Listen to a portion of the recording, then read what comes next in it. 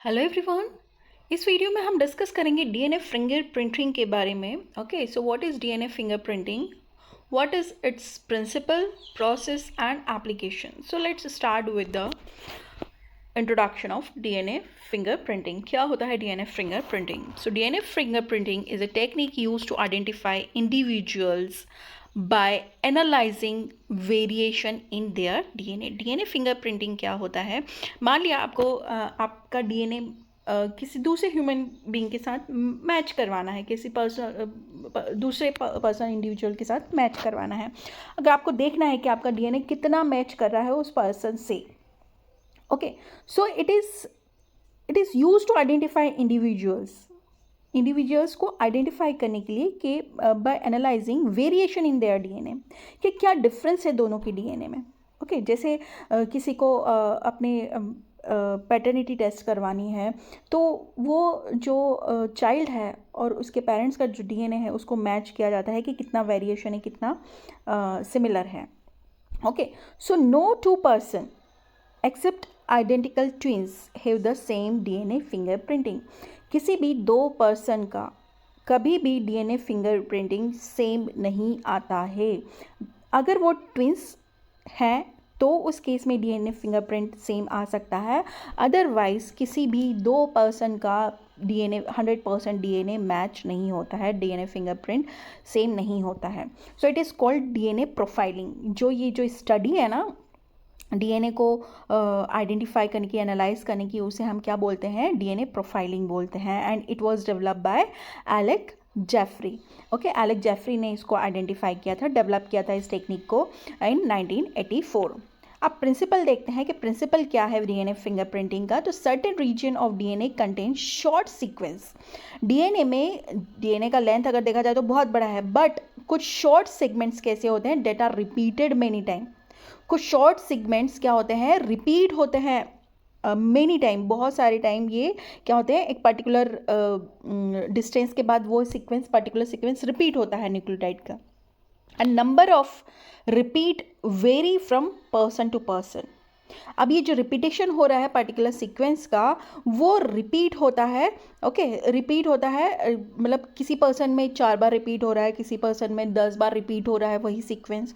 तो two person ये repetition vary होता है। This region are called VNTR, variable number tandem repeats. इसे इन रिपीट्स को हम क्या बोलते हैं? वेरिएबल नंबर टेंडम रिपीट्स बोलते हैं। The pattern of this repeat is unique. हर एक इंसान में ये जो रिपीटेशन का पैटर्न होता है ना, वो यूनिक होता है and can be use for identification. और आइडेंटिफिकेशन के लिए, किसी भी पर्सन के आइडेंटिफिकेशन के लिए यूज होता है। Okay, so now come to the process of DNA fingerprinting. सबसे पहले आपको सैंपल कलेक्ट करना है। जिस भी पर्सन का आपको डीएनए फिंगरप्रिंटिंग करना है उसका सैंपल कलेक्ट कीजिए। जैसे ब्लड ले लीजिए, या फिर हेयर ले सकते हैं, सलाइवा ले सकते हैं, और अदर सेल्स ले सकते हैं collected from the individual.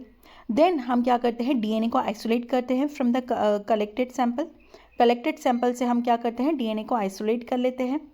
Then हम क्या करते हैं? रिस्ट्रिक्शन एंजाइम की हेल्प से हम डीएनए को कट करते हैं एट स्पेसिफिक साइट। एक पर्टिकुलर साइट पे हम डीएनए को कट कर लेते हैं। अब क्या करते हैं? डीएनए फ्रेगमेंट्स को हम सेपरेट करते हैं by agarose gel electrophoresis.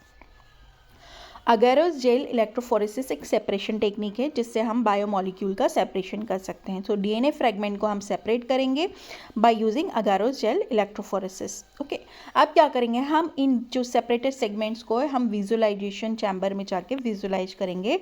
Okay, analyser में जाके हम एनालाइज करेंगे। The fragments are stained and visible bands are seen under UV light। हम जो फ्रेगमेंट है उनको हम स्टेन कर देंगे, किसी डाई के साथ स्टेन कर देंगे।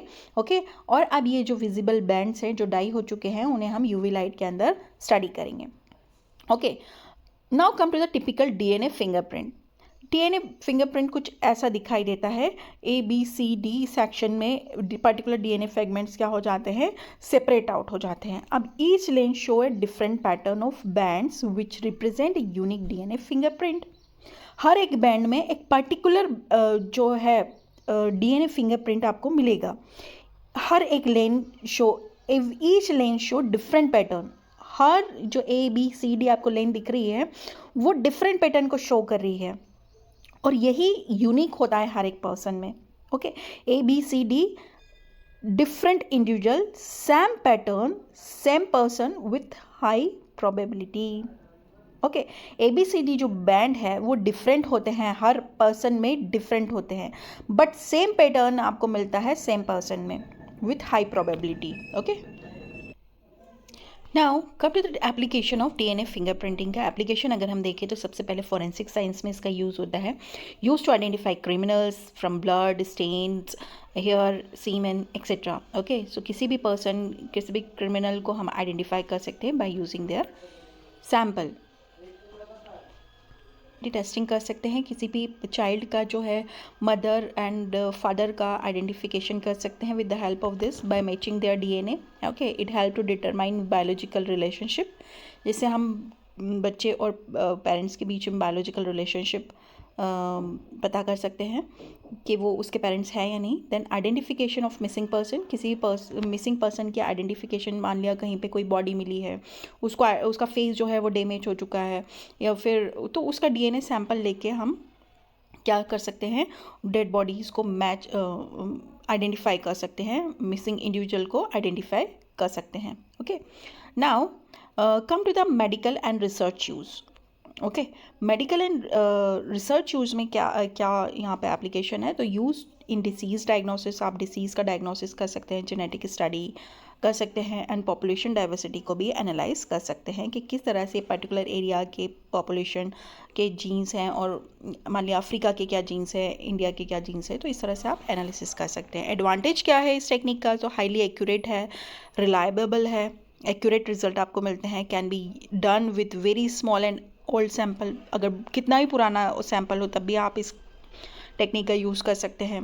बहुत कम स्मॉल क्वांटिटी में भी आपके पास सैम्पल है तो आप इस टेक्निक से आइडेंटिफिकेशन कर सकते हैं। Useful in many legal and medical situation, बहुत सी लीगल एंड मेडिकल सिचुएशन में ये बहुत हेल्पफुल टेक्निक है क्रिमिनल्स को आइडेंटिफाई करने के लिए।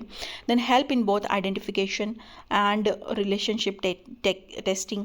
ओके, किसी पर्सन की रिलेशनशिप टेस्टिंग करनी है तो आप इसका यूज़ कर सकते हैं, किसी पर्सन को आइडेंटिफाई करना है तो आप यूज़ कर सकते हैं। लिमिटेशन क्या है, रिक्वायर स्किल्ड पर्सन, यहाँ पे हर कोई ये टेक्निक परफॉर्म नहीं कर सकता है, रिजल्ट को एनालाइज नहीं कर सकता है, हाईली स्किल्ड पर्सन यहाँ पे चाहिए, एंड एडवांस इक्विपमेंट चाहिए आपको इसके लिए, expensive compare to other method से ज़्यादा एक्सपेंसिव मैथड है।